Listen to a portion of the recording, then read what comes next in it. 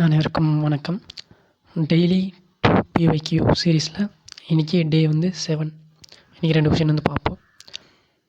13வது question, பின்வரும் தொடரிலுள்ள நிகழ்கால வினைமுற்றை தேர்வு செய்யுங்கன்னு கேட்குறாங்க. ஃபஸ்ட் ஆப்ஷன் பார்ப்போம். பழுத்த பழம் அப்படின்றது படுத்துருச்சு. இப்போ பழுத்துருச்சுன்னா முடிஞ்சிச்சு, அது இறந்த காலம். ரெண்டாவது ஆப்ஷன் பழுக்கும் பழம். பழுக்கும் பழம்னா அது எதிர்காலம், இன்னும் பழுக்கலை, பழுக்கும், இனிமேல் பழுக்கும்.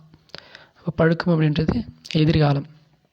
அதுக்கு அடுத்தது 4வது பார்ப்போம். டி, பழங்கள் பழுத்துருச்சு. அப்போ இதுவும் என்னென்னா இறந்த காலம்தான். ஆன்சர்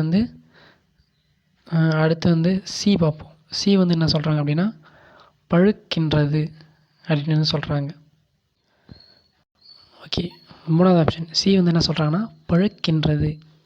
இதுதான் நிகழ்காலம். அது எப்படி அப்படின்னா, நிகழ்காலத்துக்கு ஒரு 3 இடைநிலைகள் இருக்குது. கிறு, கின்று, ஆனின்று அப்படின்ட்டு. இந்த 3 இடைநிலை எங்கே வருதோ அது நிகழ்காலம் அப்படின்னு கண்டுபிடிச்சிடலாம். இங்கே என்ன இடைநிலை வந்துக்குது அப்படின்னா கின்று அப்படின்னு வந்துருக்கு. அப்போ இது ஒரு நிகழ்காலம். நீங்கள் என்ன கேட்குறாங்கன்னா நிகழ்காலம்னு கேட்குறாங்க. நிகழ்காலம் தான். வினைமுற்றுனா வினை முடிந்திருக்கணும், முடிஞ்சிருச்சு. பழுக்கின்றது முடிந்தது தான். அப்போ ஆன்சர் சி தான். இதுதான் நிகழ்கால வினைமுற்று.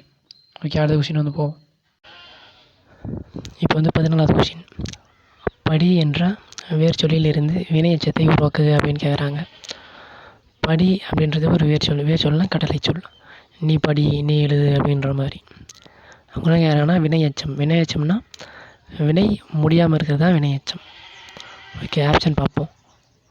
படித்து, படித்த, படித்தல், பாடுதல். இதில்